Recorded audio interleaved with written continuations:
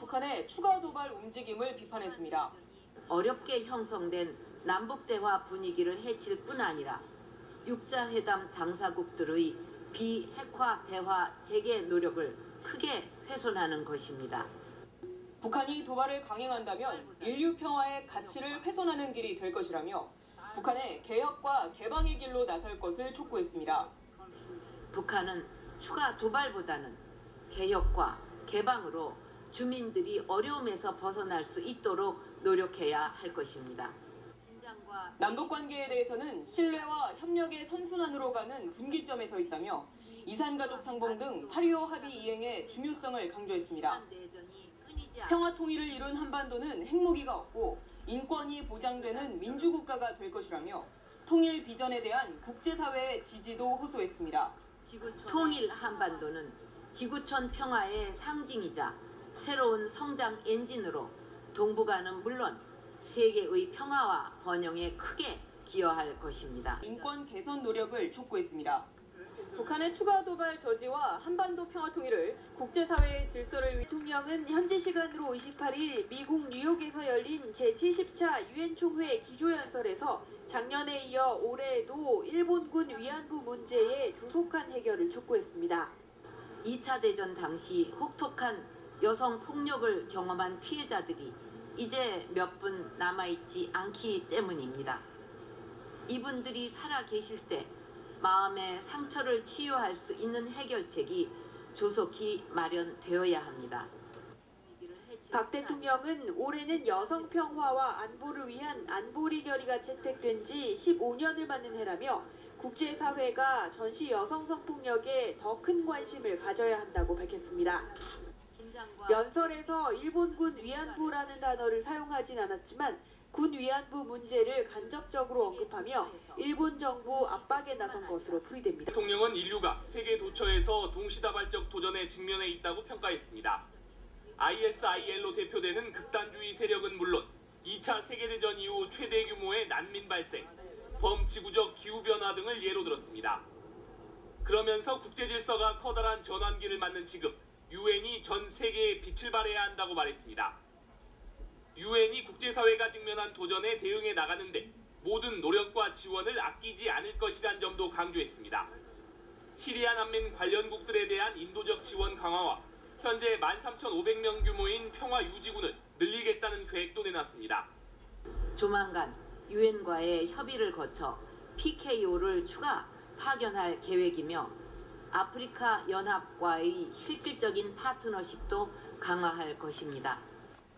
유엔 경제사회 이사회의 의장국으로서 개발 경험과 노하우를 국제사회에 적극 공유해 나가겠다는 뜻도 내비쳤습니다. 새마을 운동이 개도국의 새로운 농촌개발 패러다임으로 발전할 수 있도록 이러한 노력을 더욱 확대해 나갈 것입니다.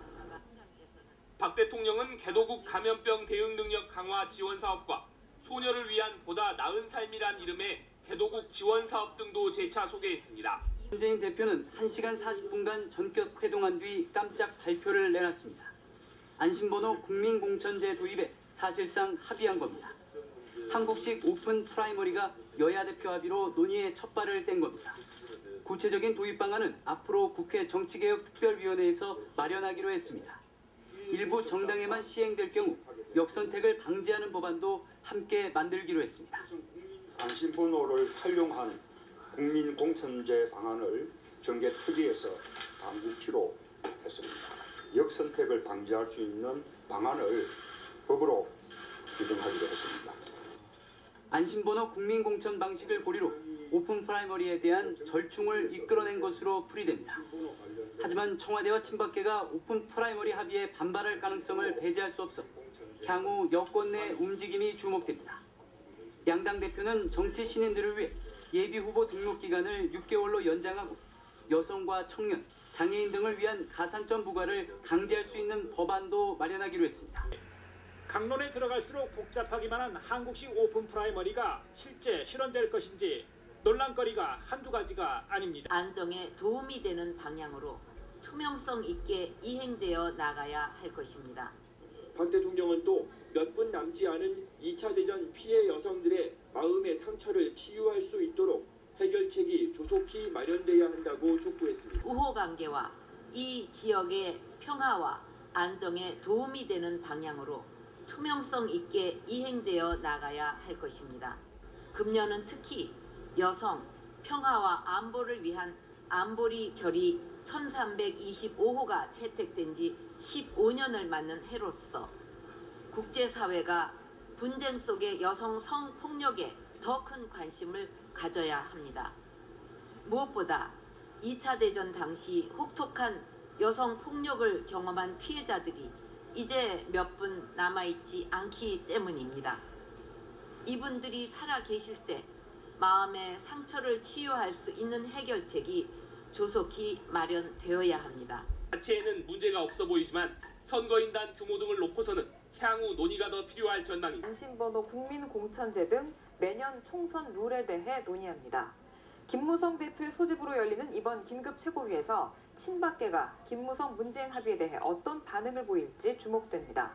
새누리당은 지난 4월 의총에서 김 대표가 강력히 추진하는 국민공천제를 당론으로 추인했지만 안심번호 국민공천제는 기존의 당론과 큰 차이가 있는 내용입니다. 당은 재작년 국감에서 스스로 낙하산 인사임을 인정했는데 낙하산으로 왔기 때문에 오히려 제가 문체가 없기 때문에 2년이 지난 올해 국감에서는 말이 180도로 바뀌었습니다.